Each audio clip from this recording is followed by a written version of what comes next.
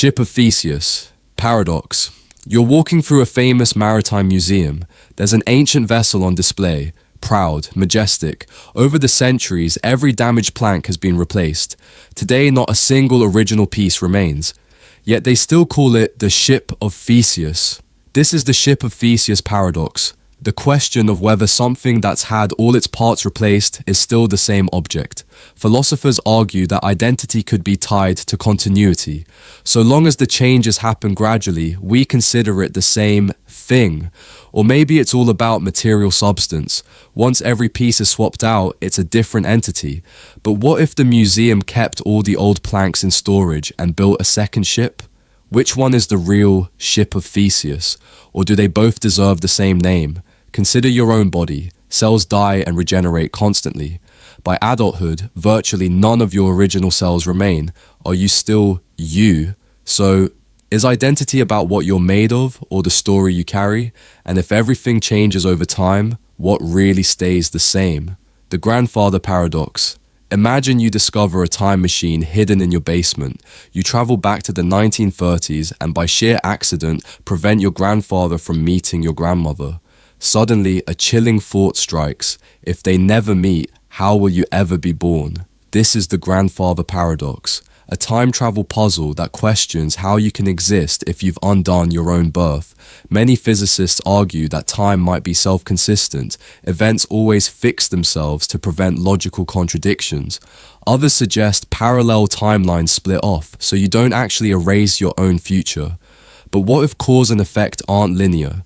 Maybe the moment you change the past, you create a reality where you didn't exist, yet somehow you're still there.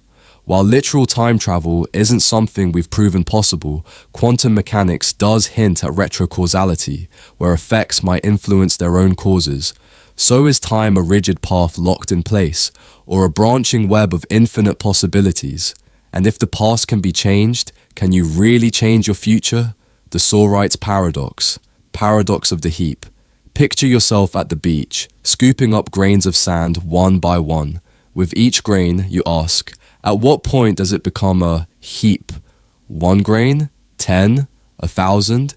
This is the Sorite's paradox, the puzzle of defining when small incremental changes lead to a fundamental shift in category. Logicians argue it's about vague predicates. Words like heap, bald, or tall have no clear-cut boundaries. Remove just 1 grain and it's still a heap, but keep removing them and eventually it's not. What if there's no exact point where heap stops and non-heap begins? Maybe definitions are fuzzy by nature, shaped by social or personal perception rather than strict lines. Think about labeling someone rich or poor.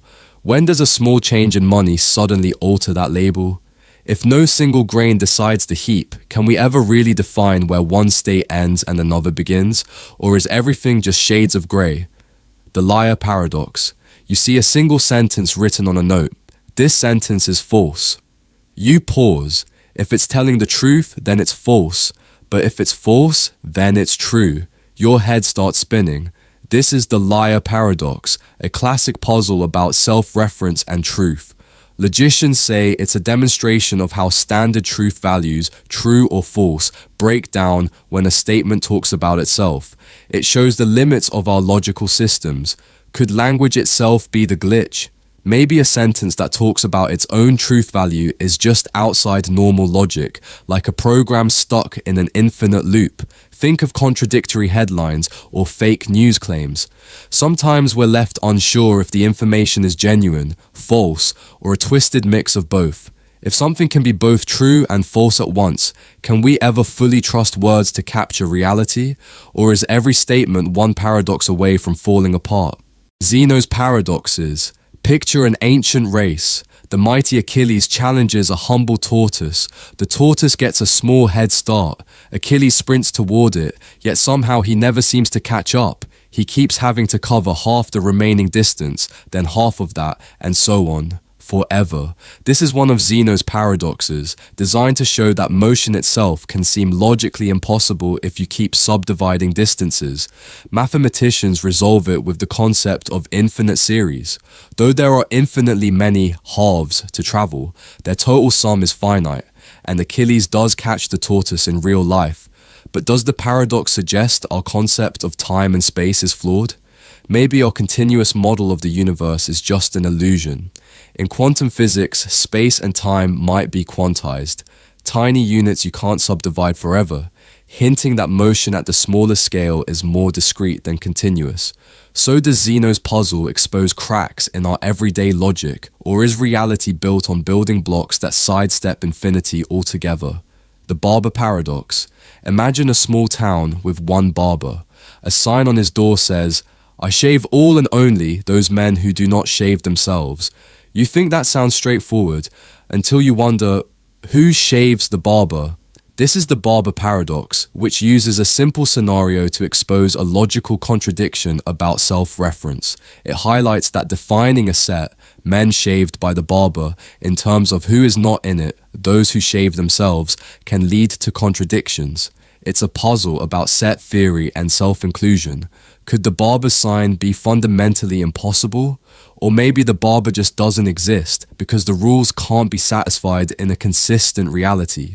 In math and computer science, Russell's paradox deals with the same self-referential issue, the set of all sets that do not contain themselves.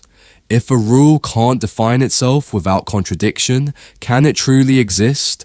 Or does the barber paradox prove that some ideas break the logic they're built on? The unexpected hanging paradox. A judge tells a prisoner he'll be hanged at noon on a weekday, but it will be a total surprise. The prisoner thinks, "It can't be Friday, I'd see it coming by Thursday night." Then he rules out Thursday, Wednesday, and so on. By this logic, he concludes it's impossible. Yet one day, the guards show up and he's completely shocked. This is the unexpected hanging paradox, a puzzle about knowledge, surprise, and backward reasoning. It showcases how trying to predict a surprise can collapse your logic. Once you think you've eliminated every possibility, the event can still happen unexpectedly because your assumption that you can't be surprised is flawed. Could the prisoner's reasoning be right, but in a different dimension of time or knowledge? Or does the paradox show we can't fully predict events that hinge on our own state of mind? In real life, surprise inspections or tests often rely on this logic. If you overthink them, you might never see them coming. So is the real paradox that we can't outsmart fate, or that our attempts to predict a true surprise will always surprise us in the end? Simpson's paradox. You see a chart showing drug A works better than drug B for everyone over 50.